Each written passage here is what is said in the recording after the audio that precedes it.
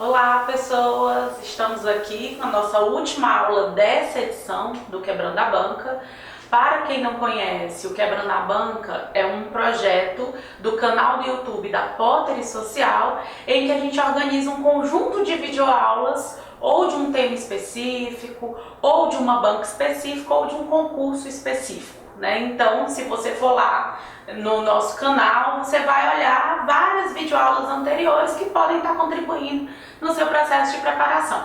Nessa edição específica, né, o Quebrando a Banca ele foi voltado para o concurso da SEDESC, que vai ocorrer em Brasília, né, na área de assistência social. Hoje é o último encontro nosso, né? Vocês já tiveram aí um conjunto de aulas com a professora Erivânia na área de legislação social, com ECA, Idoso e Maria da Penha.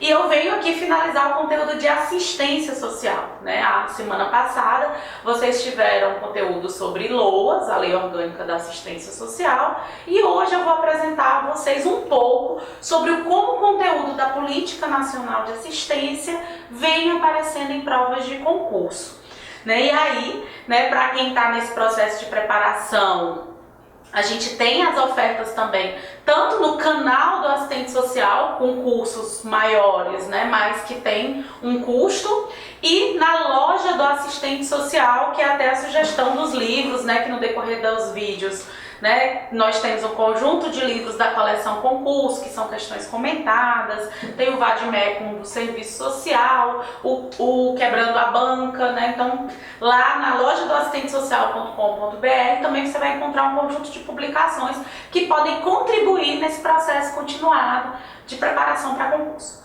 Mas vamos lá, né, a aula de hoje. Em tese, oficialmente é a nossa última aula dentro do projeto do cronograma do Quebrando a Banca. Leia as informações que tem aqui, né, no canal do YouTube, que tem explicando como pegar esse material que eu estou mostrando, algumas questões que a gente separou para discutir com vocês, está tudo lá no Google Drive, que aí é só vocês acessarem esse material conforme as instruções que tem aqui nas informações do vídeo no nosso canal no YouTube, certo? Então vamos lá. Apesar de oficialmente essa ser a última aula, né, como eu falei, a Erivânia disse que já está morrendo de saudade e ela quer vir gravar uma aula extra. Então esperem que próxima semana vai ter uma aula a mais, né, com a professora Erivânia voltando para a discussão de legislação social, que é aquele foco mais geral, né? O canal do assistente social, a Potter Social, o nosso foco é a preparação e a qualificação profissional de assistentes sociais, mas que como esse conteúdo ele está no conteúdo geral, ele também se aplica às demais profissões que estão concorrendo a essas vagas de concurso, né? Então tem lá pedagogo, advogado, não só para os assistentes sociais, certo? Então vamos lá. O que foi que eu separei aqui? Como eu disse para vocês na videoaula passada, os cursos completos você encontra no canal do assistentesocial.com.br. Aqui a gente vai trabalhar alguns conteúdos para quem não tem como acessar os cursos via canal, quem não tem como vir presencialmente aqui para a Potter em Fortaleza, né, poder se preparar e ter um conteúdo e um direcionamento para os estudos, certo? Então vamos lá. Primeira coisa, a Política Nacional de Assistência, geralmente quando cai em prova de concurso, ela tem uns conteúdos que são similares a LOAS, e tem uns conteúdos que são particulares. Então eu tenho que ter muito cuidado, porque às vezes a questão diz assim, segundo a política de assistência, e na verdade ela está pegando assuntos da LOAS, ou do SUAS, ou ainda das tipificações, né? Então não tem essa particularidade, essa especificidade só de questões na área de política de assistência.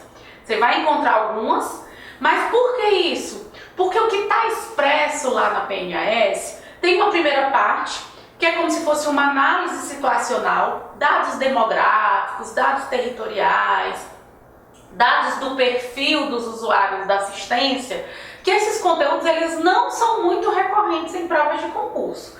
E tem uma segunda parte, que é sobre a organização da assistência, sobre alguns conceitos básicos, objetivos, princípios e diretrizes, e que alguns deles foram incorporados na LOAS, alguns deles são retirados da LOAS e da Constituição, e alguns deles também estão na NOB SUAS. Então fica esse conteúdo meio difuso de onde foi tirado, né? Então é esse cuidado que a gente tem que ter, inclusive, né, no final, no último slide, eu vou apresentar para vocês algumas dicas de como estudar, né, a PNAS. Mas vamos lá, a primeira coisa são os princípios da PNAS.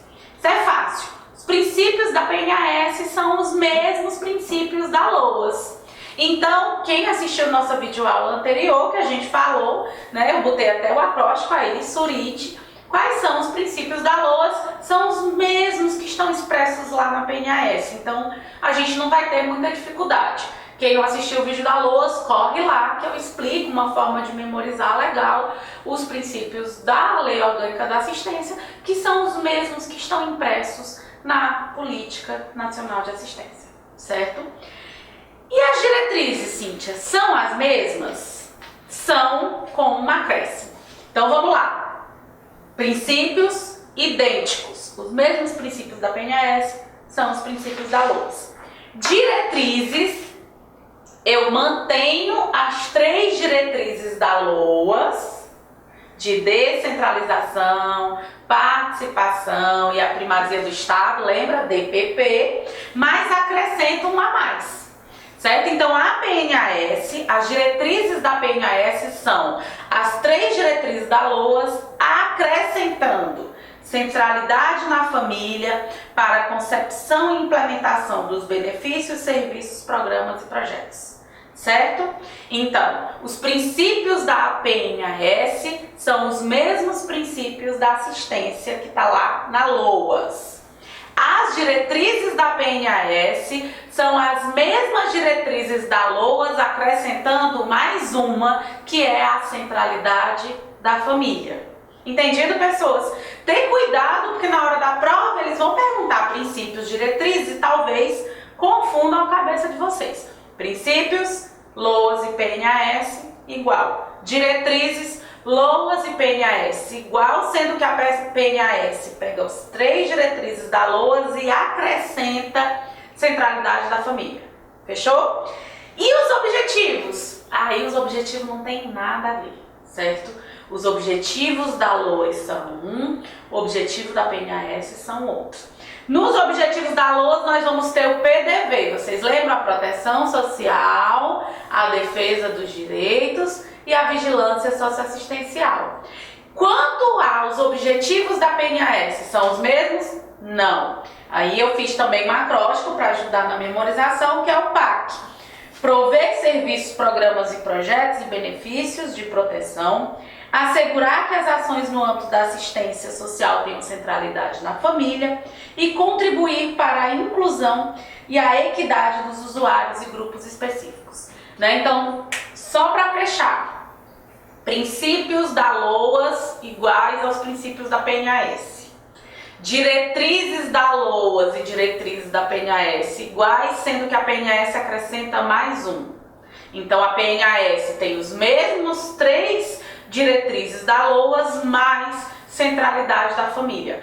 Objetivos da LOAS diferente de objetivos da PNAS. Os objetivos da LOAS, PDV, objetivos da PNAS, PAC. Certo, pessoas? Então não esqueçam disso, porque às vezes as provas, como eu disse, elas vão confundir a nossa cabeça. E algumas questões centrais, certo? Então, o foco central que eu quis trazer para vocês foi esse, objetivo, princípios e diretrizes, que é um conteúdo que vem aparecendo, que confunde a PNAS com a LOAS. Cíntia, e além desses conteúdos, quais são outros conteúdos que eu geralmente vou encontrar lá na PNAS, da PNAS em provas de concurso? Aí eu trouxe esse quadrinho aqui. Alguns conceitos e procedimentos básicos que você vai encontrar na PNAS e não confundir, porque algum deles foram incorporados na LOAS, então vão estar lá na LOAS também, que é aquela parte da organização da assistência que está na LOAS, ela também tanto vai ter na NOBSUS como na PNAS. Então, eu trouxe aqui só alguns nomes para direcionar vocês no estudo. Quando vocês estiverem lendo lá a PNAS, que conceitos e procedimentos eu tenho que fixar para estudar para concurso? De controle social, como é que se dá o processo de participação, o de vigilância socioassistencial, qual o conceito de vigilância, o PSB, PSE, os níveis de proteção, proteção social básica, proteção social especial, qual é a finalidade de cada um desses níveis de proteção, quais os equipamentos básicos, né, CRAS, CREAS, dentro da PSE, média e alta complexidade, eu tenho que saber, e lá na PNAS vai estar esses conceitos, né? Então na hora que você for estudar, você pega esse quadrinho aqui e você vai preenchendo os conteúdos básicos, certo? O debate de matriciamento, né, da centralidade da família nesse processo de planejamento e organização da política de assistência e dentro dessas discussões a territorialização, o debate de território, de territorialidade, né? Então essas questões, né, sobre a PNAS, a indicação, como a gente faz aqui vídeos mais rápidos, mas para um estudo continuado, pega esse slide, pega a PNAS e vai botando do lado os conceitos, né, para estudar direcionado, né? Eu brinco muito com os alunos que pior do que não ter tempo é usar esse tempo de forma desqualificada. E aí você pega aquela PNAS e não sabe por onde começar, pega esses nossos slides e vai estudando a partir dessa orientação que a gente colocou. Esse material, como eu disse, ele vai estar em PDF, só você ir no nosso vídeo. Se você está assistindo esse vídeo em outra ferramenta, vai lá no YouTube, procura a Pottery Social, que lá embaixo vai estar o linkzinho para você acessar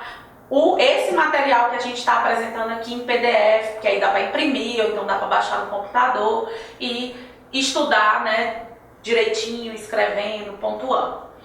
E o último são algumas orientações de estudo de como estudar a PNAS. Primeiro, tem que ser um estudo articulado. Vocês estão vendo esse slidezinho aí, bonitinho, achei tão fofinho? Tem que ser um estudo articulado. Você tem que estudar a LOAS, os SUAS, né, a NOB SUAS e a PNAS juntos. Por quê? Porque você tem que saber quais são os conteúdos que só tem em cada uma delas e você saber quais são os conteúdos que são comuns às três. Vocês viram que tem um conteúdo em comum quando vai se tratar da organização da assistência, sobre os níveis de proteção, sobre os serviços e equipamentos.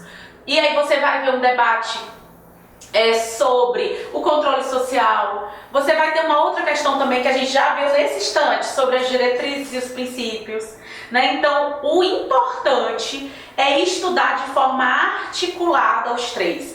Você vai estudando e vai botando o que é que cada um tem separado, particular de cada documento, e o que é que eles têm em comum.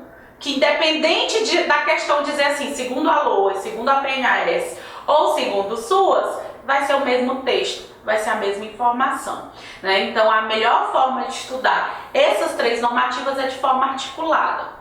Segundo, eu botei aí uns textinhos de tipos de leitura, né? Nós temos a leitura inspecional. Geralmente, eu acho que a primeira coisa que você tem que começar a ler o documento é essa leitura inspecional. O que é essa leitura rápida? O que é essa leitura inspecional? A leitura rápida é aquela leitura que você vai pegando tópicos, capítulos, seções, identificando o que é que o documento vai tratar. Porque aí você já vai encontrar o que é que tem de similar e o que é que tem de particular de cada documento. Depois uma leitura concentrada, que aí eu já brinco, vocês viram aí que eu botei em vermelho. Fuja da leitura estilo foto de Instagram. Eu adoro bater umas fotinhas de Instagram, eu arrumo minha mesa, eu boto um copinho, eu faço aquelas fotos lindas. Aí depois eu vou, pego meus negócios tudinho, meus papel, meu livro, jogo tudo no chão, porque eu só sei estudar no chão. Aí o que é que eu brinco? Às vezes a gente tá tão preso nessas postagens belíssimas que a gente vê dos outros e a gente acha que só vai conseguir estudar se for com aquela mesa organizada, ou só vai conseguir estudar se tiver aquele livro, ou se tiver aquela caneta bonita. Não, pessoas. Cada um tem que escolher o seu método particular de estudar.